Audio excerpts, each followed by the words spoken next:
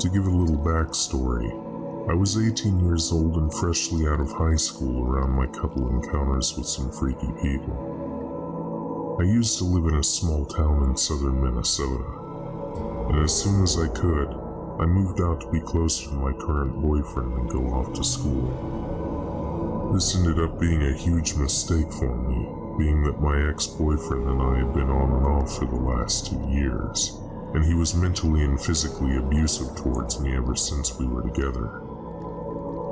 I started dating my ex when I was 16 years old. He was 21 at the time. Huge red flag. I was kinda stuck in a vicious cycle with him, and moving up closer to him was my downfall. From all the mental abuse, mental anxiety, and depression I went through, I developed an eating disorder around the age of 17.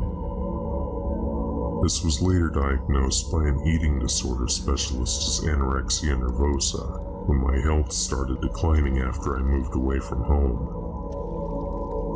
A couple serious ER visits and some therapy sessions gone badly, my mental health physician decided I needed more intense therapy and help. I was sent off to a crisis and rehabilitation center just about 20 minutes away from where I grew up. The crisis center was a wing up on the second floor of the hospital there. Before you walked into the center, there was a meeting room for patients' initial mental health screenings, and a meeting room where families came to sit down with the doctors, etc. Then, you walked through 2 huge double doors that could only be unlocked by the nurses in the center. When you first walked in, there was the main therapist's office on the left-hand side, and across the hall was our dining area. When you continue down the same hallway, there were 3 rooms on the right, and our TV room, or hangout area, right across from the 3 rooms. The nurse's station was a huge square right in the middle of the center, enforced with heavy-duty doors and protective glass. They used this area to monitor all the patients at one time because it was like a 360-degree view of the whole area. On the other side of the nurse's station, there were more double doors that could be shut and locked, and behind those double doors was another sit-down living room type area, along with 3 more rooms and a padded room, along with the last room being an exercise area for people to run on a treadmill or lift weights. Every bedroom had cameras in them, as well as all the hallways and living room areas. It was a pretty secured and scary place. We weren't even allowed to have clothes with strings or any sharp objects while staying here either. And the nurses would always come to check up on you from time to time to check your vitals and whatnot, even if it was 2 a.m. or 6 a.m. This was the first time I'd ever been in a place this serious before, and I swore after I got out it would be my last. When I first arrived at the center, it was only me, this middle-aged looking woman who didn't really come out of her room, a normal-looking middle-aged man who just sat and read most of the time, and a recovering meth addict who, upon meeting me, nicknamed me Tiny. I thought it wasn't all that bad the first couple of days, but I was about to learn that I was very wrong. After being there for a couple of nights, I was woken up around 9 or 10 p.m. to the sound of doctors and nurses shuffling into the wing. More voices than usual, I thought to myself. I peeked out of my room to see that they were leading this creepy-looking older man into the last room to the left of my room. He looked like a pedophile straight out of a B-rated horror film. Slick, gray and greasy hair, a pudgy belly, and little beady blue eyes that just looked dead behind them, along with the quintessential creeper prescription glasses that were 2 sizes too big for his eyes. He shot me a quick glance, and I immediately ran back to my room and shut the door. The next morning, I walked out toward the living room, and there he was, sitting on the long couch across from two small chairs. I thought I could sneak around him since he was reading a magazine, but as soon as I hit the corner of the living area, I heard, "Well, hi there." I looked up and saw that he was looking right at me, and I froze. "Why don't you come and sit over by me for a minute?" He pointed at a chair just catty-corner away from him. Not trying to seem so freaked out, I walked over and sat on the chair furthest away from the creeper. He looked at me and said, "My name is Mr. Johnson. You're a very beautiful young lady. Hey, you know, I run a small photography business as a profession. You should let me take you out and photograph you sometime. I know some really nice wooded areas around here. I could definitely see you in pictures." Red flags were firing off one by one in my head. I knew I shouldn't have given this creep the time of day by even sitting next to him. "No thanks. My dad is a pretty good photographer," I said, thinking on my feet. "He usually takes pictures of me from time to time if I want. I'm really too camera shy." "Oh, what a shame," he said, while putting his magazine down. "At least give me your name and number so that I could give your dad a call then." Not being very good with awkward situations because of my social anxiety, I hesitantly gave him a fake number and made up a last name on the spot. He already knew my first name because the nurses had said it out loud.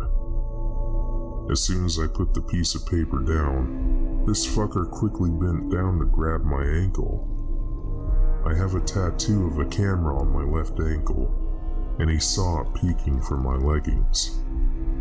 He literally picked up my ankle and set it down on the table, and was marveling at my tattoo in mere seconds. "What a lovely tattoo," he exclaimed. "What the fuck?" I screamed as I stood up. I was so shocked that I just turned around and bumped right into a nurse. She asked me if I was okay, and I told her the whole situation and how uncomfortable it made me. Upon hearing my story, she gave me a nervous glance. She said that he was very hypersexual and was a child predator, and for me to stay away from him. She was going to talk to the doctors about what he just did. This freaked me the fuck out, not only because of what he did and the vibe he gave me, but I'm half Filipino and I'm very petite and small-framed. Even though I'm 22 now, I still get mistaken for a 16-year-old now and again, so I can only imagine what was going through this sick fuck's head. The nurse came back to my room a little bit later to tell me that she got the note from Mr. Johnson, and they were going to move me to a different room. They moved me across the hallway and kept the double doors locked at night after our little incident. I thought everything was going to get better after that, but I was mistaken yet again. After a couple more nights, I was woken up again around 9 p.m. to the sounds of another patient coming in, and it wasn't a quiet entrance to say the least. This kid was around 17 or 18 years old, and he was screaming and fighting with all the nurses and doctors. He wasn't really compliant on being there, I guess. This kid, we'll call him Travis, was there for a number of reasons I'd come to find out later. During our time in the crisis center, we had lots of free time on our hands since we couldn't have any sort of technology other than the TV. So I was sitting at the table in the little living room, doodling and drawing. Another girl named Sakari was sitting next to me, talking to me. She had come in the same night as Travis. Sakari and I were the same age, so we kinda clicked together during our time in the crisis center. All of a sudden, while I was drawing, Travis came right in and sat down next to me with a pencil and paper. His appearance was as scary as the way he was in person. He had greasy, dirty blonde hair, dark eyes, and scabs all over his body, and was just a disheveled-looking teen. The type of guy you wouldn't want to see walking down a dark alleyway around midnight. I was trying not to look at him, and from the corner of my face, I could feel him breathing on me. "Hey, what should I draw?" he said in a low, raspy voice. I don't know," I said, speaking right into my piece of paper. "I think I should draw a pregnant woman playing with her fetus," he said while trying to look me in the face. I was silent because, what do you say to that? "Okay, go ahead, buddy." Then, after ignoring him some more, he was tapping his pencil furiously on the table. "You know, I stabbed a girl in the eye with a pencil once," he uttered while still tapping his pencil. Me and Sakari were freaked the fuck out at that point and decided we should go somewhere else to hang out for a while. Later that evening, we had to have a group discussion after dinner about how we were all feeling. Travis reluctantly started and opened with, "I hate my mom so much. Did you guys know she's a therapist here in town? I wish I could just slit her throat open and shit in it." We were all just kind of awestruck at that moment, even the nurses, until one of the nurses snapped at him and asked him if he thought it was appropriate to say such negative things during group discussion. He snickered and looked pretty pleased with himself. This doesn't end here, and when it was my turn to share, I explained how hard my disorder makes me feel from day to day. After hearing my story, Travis blurted out at the end of my share with, "Why do you feel that way about yourself? It makes me want to hurt myself." And after he said that, he got up and left to his room. Being really weirded out and scared of him at this point, I didn't say a word. Later on that night, me and Sakari came to find out that the nurses had to restrain Travis because he had snuck a pencil into his room and was stabbing at his arms.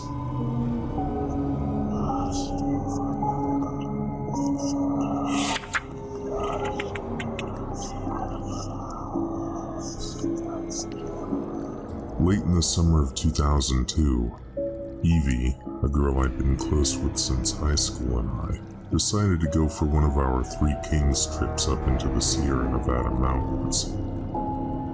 We called these trips Three Kings because they consisted a lot of hiking during the day, a fair bit of toking during the evening, and a night full of healthy, well, something else that ended in King. Needless to say, these trips were amazing, and we always looked forward to our next.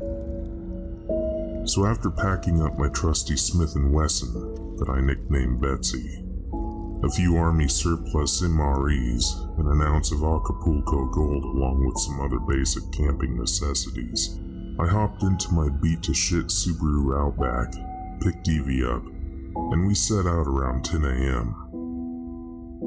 It was just after 1 p.m. when we reached our parking spot, and it was just an absolutely beautiful day. Bright blue sky with only a few puffy white clouds lazily meandering through the sky, warm with a refreshing breeze instead of deathly hot like most mid-August days, and the air was clean and crisp in the way that it can only be high up in the mountains. We unpacked the Outback and started up the trail. We took in the marvelous views, chatted, spotted and watched some rare birds, and played grab-ass as we hiked along the narrow trail. All was going well when about 90 minutes into the hike, we heard some rather heated voices not far up the trail, around a blind bend. I had a set of bear bells on my belt loop, so it didn't take long for whoever it was to notice us coming, and the voices quickly hushed. Evie and I looked at each other amused. We'd probably stumbled across a family bitching at each other over some trivial shit. It wouldn't be the first time. As we rounded the bend, there, just off the trail, sitting on a large boulder, was the spitting image of the stereotypical trailer trash woman, complete with stringy blonde hair, a tight, stained white tank top showing off her sagging mammaries, and maybe 4 whole teeth in her mouth. It was hard to tell how old she was, given how sun-weathered her skin was, but I'd put her between 35 and 45. Standing behind her were 2 tall black men. I'm talking easily over the 6'6" mark, but incredibly skinny, and they looked like twins. One of them was sporting a moderate afro with a pick sticking out of it, and the other was shaved bald.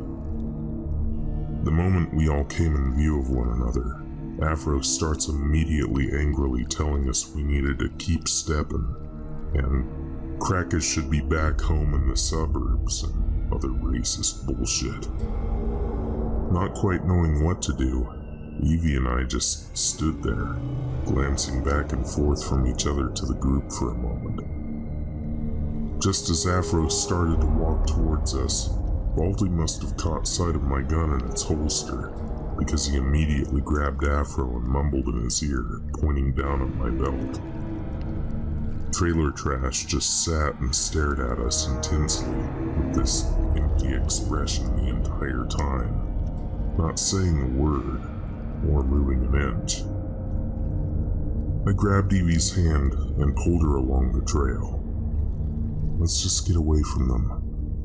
We'll go off trail up ahead, just to be safe, I whispered to her. The entire time we could feel their eyes burning holes in us as we moved past and away. All the while Afro never relented with his verbal abuse and crazy gesticulations. After they were out of sight, and for a few minutes after, we heard nothing. Not from the trio, not even from nature. Everything was just this uneasy, stomach-dropping silence. Maybe we should have gone back, Evie said to me, breaking the silence. No, it'll be fine. It didn't look like they had anything with them. I doubt they're staying on the mountain, I said. Besides, as soon as we find a good place to go off trail, there's no way they could find us even if they wanted to. Evie thought about it for a moment and seemed to brighten up a little. We continued on our way at a somewhat heightened pace, but occasionally we'd both glance at one another, wordlessly expressing that unshakable feeling of being watched. We would stop occasionally at the tops of ridges to scan behind us, but we never saw or heard any sign of the trio. Finally, a couple of hours later, we came across a very well-hidden deer trail which headed down toward the mountain's edge, and we pushed through the brush and followed it. It didn't take us long to find this perfect little camp spot which was nestled between 2 small ridges that gave us an incredible view and afforded us natural shelter from spying eyes. By now we had calmed down a bit, and although still alert, we set up our modest camp and began to relax a bit. The rest of the day went beautifully. If you've never had sex out in the middle of nature with a gorgeous view and a healthy high, I highly recommend it. As night came, we built a small fire in the shadow of the ridge at the back of camp, making sure it wasn't visible from far up the deer path, and settled in for the night. After some more night activities, we lazily snuggled up in our cozy shelter and quickly passed out. In the middle of the night, I woke with a start. Sitting up, I grabbed my watch and checked the time. 2:42 a.m. I will never forget. Evie was still asleep, sprawled out next to me. Everything was silent, but I had this unshakable anxiety building deep inside, like a slow-motion punch to the gut. Slowly, I pulled on my boots and crept out of the tent.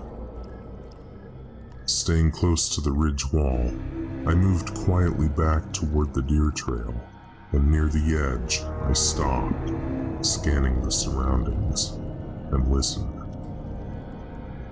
For a long while, I saw and heard nothing.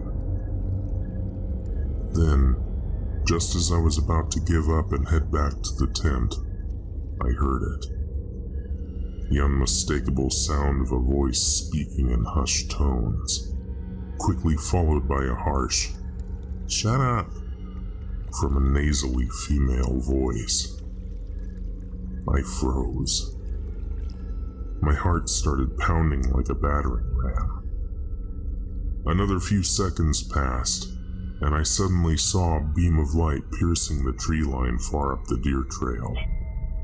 It was definitely a flashlight. Moving as quickly and quietly as I could, I doused the embers of the fire and went back to the tent and woke Evie, gently covering her mouth as she woke to let her know to stay silent. She gazed up at me with a worried expression. "It's those people. I think they're looking for us. They're not far up the trail." As I said this, I could see her expression morphing from one of minor worry into full-blown panic. "Get your boots on, but be quiet. We need to get out of here, now." I grabbed Betsy from her holster, a flashlight, and I grabbed Evie's hand as she finished slipping on her boots, and we crept out of the tent. As quietly as we could, we shuffled down the ridge at the front of the camp and started trying to circle our way back round toward the main trail so that we could escape down the trail behind the trio. Scraping our way along, we climbed up a few small rock ledges and were pushing through the underbrush when we heard, "Find those motherfuckers!" ring out in the distance. Turning back, I could see the distant beams of two flashlights swinging around in the dark where our camp was. Since we had left, maybe 3 minutes had passed. Evie's breath went ragged, and she started slightly whimpering as we half crouched, half ran through the weeds to the trail. "It's all right, just keep moving," I told her over and over as we ran. We finally hit the trail, and turning on the flashlight, we booked it as fast as we could, running until we were both completely exhausted, and our lungs and muscles were burning like crazy. Thinking back, it's somewhat of a miracle that neither of us slipped and fell to our deaths during our insane sprint down the mountain. It was a little past 4:30 a.m. when we reached the trailhead. Exhausted, terrified, and torn to shit since we were only wearing our underwear and hiking boots, we reached my outback and hit the road. In a few long minutes, we reached a closed gas station with a payphone, and I slid into the parking lot and dialed 911. Not long after, the sheriffs were upon us en masse, along with some forestry officers and paramedics. We told them everything that had happened, and as the paramedics treated our scrapes and bruises, the forestry officers and most of the sheriffs blazed up the mountain toward the trail. Hours passed, and by now we were sitting in the sheriff's station down the mountain. A deputy finally approached us and told us they had found our camp in shambles. Everything was torn up, scattered about, or tossed down the mountainside. They hadn't found the trio, but what they had found made my blood run cold. Not far up the trail from where we had camped, just about midway between the deer trail and where we had first encountered the trio, just off the trail, the deputies had found 2 freshly dug, shallow graves, and a discarded sports bag with unused needles, a few grams of heroin, a couple of knives, duct tape, and a baseball bat, along with the 2 small shovels used to dig the graves. Even though we had given descriptions, and they were able to pull prints off the shovel and other items, as far as we know, none of them were ever caught. And Evie and I never went on another Three Kings trip again.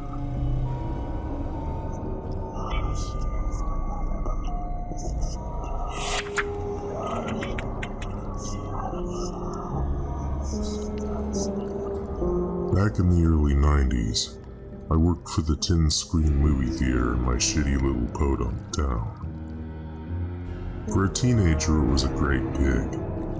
I got to watch free movies whenever I wanted, nick things from the concession stand, and got to bring friends in at no charge. And the job, for the most part, was pretty cush.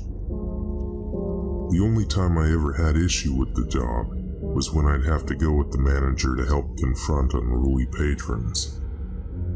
I'm a fairly big guy, and most of the staff of the theater were teenage girls. So when the manager needed a strong presence, he would always scoop me up from whatever I was doing and have me tag along to help with the issue. While it could be a little scary sometimes, especially if it was someone doing drugs in the dark recesses of one of the theaters during a movie, nothing ever really came of these encounters. In fact, most of the time I had to deal with people, it was because they were caught having sex during movies, and we'd usually have to go escort the couple, who were almost always just extremely embarrassed, out of the premises. That was far more common than you would imagine, though. So the next time you see a stain on your movie theater seat, give that some thought. Anyway, moving on. It was a stormy, dreary day in the middle of January, 1990 or 91. I can't remember which exactly, and I've long since lost the newspaper clippings to verify.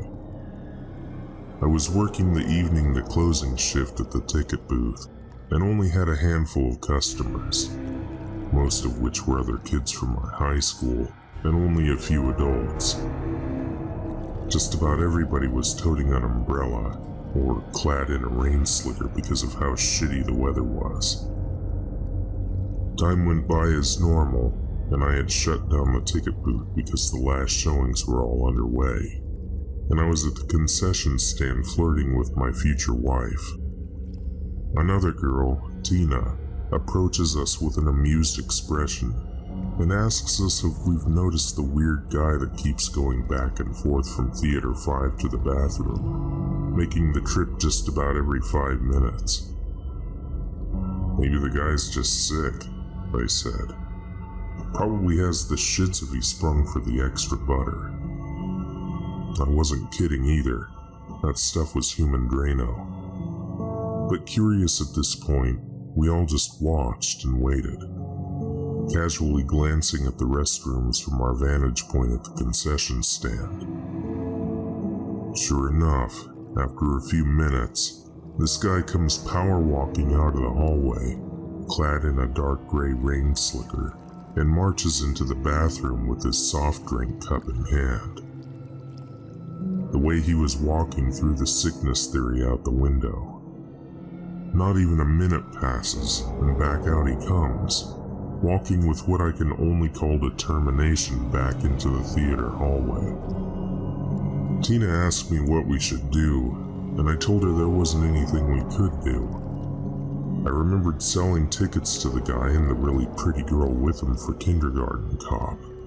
They were the only ones for that turd all night. But he was a paying customer, and he wasn't breaking any rules, even if he was acting a bit weird.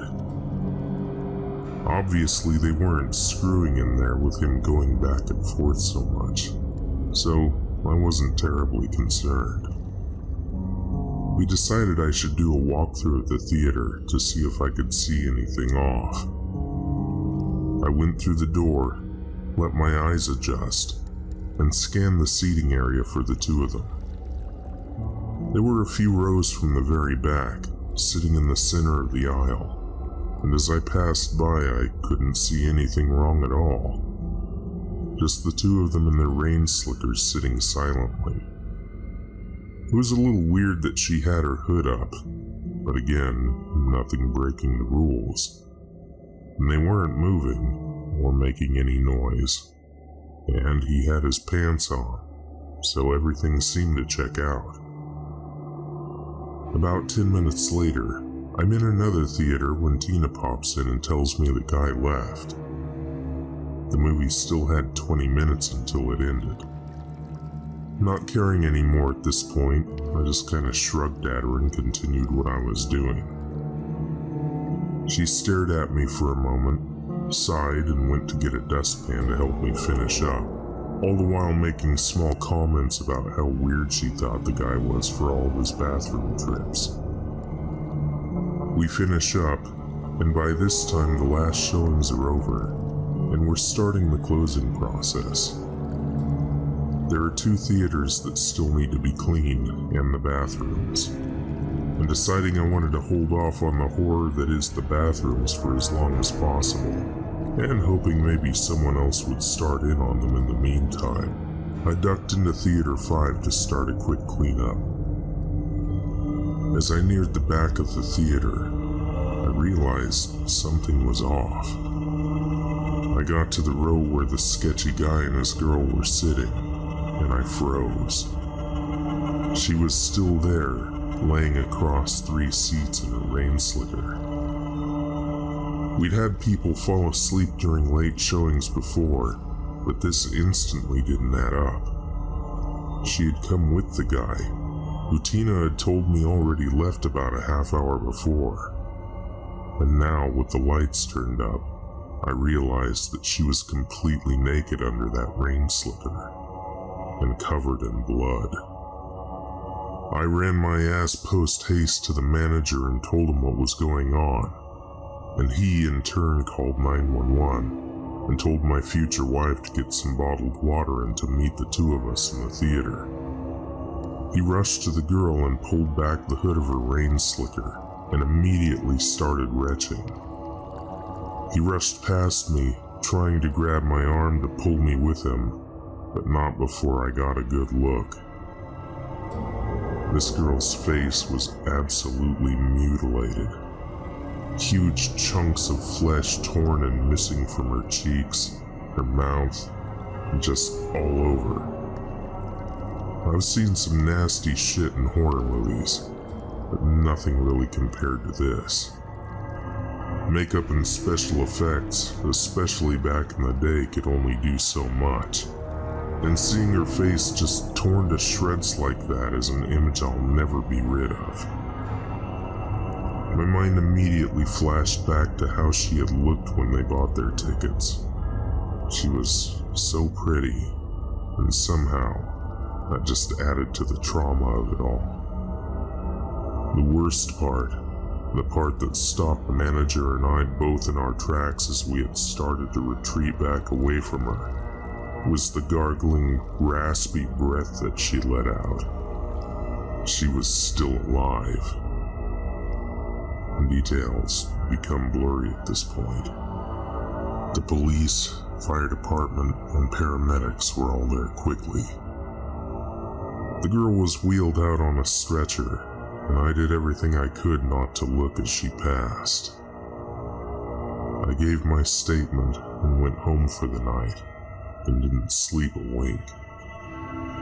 The next day I came into work, and the manager pulled everyone involved aside for a talk during the lull that happens between showings. Apparently, this girl had been shot up with some kind of animal tranquilizer that knocked her out, and this freaky fuck had been just eating her while the movie played. You can't imagine the fear that I felt when I realized that he must have had her propped up in her seat, half-eaten with a rain slicker hood up, acting normal as could be when I went into that theater to check on them. Alone. In the bathrooms, in one of the stalls, they found her clothes, and a toilet full of blood and floating bits of skin and tissue. Every time he had gone to the bathroom, he'd carried a large drink cup full of blood to dump, I guess to keep it from spilling down the theater floor and alerting anybody. The cops took the security footage, but to my knowledge, never found the guy. So somewhere out there, in the heartland of the United States, is this man, this beast, who drugged and partially cannibalized this pretty young girl right under our noses in this public space. He may still be alive and free, and maybe coming to a theater near you.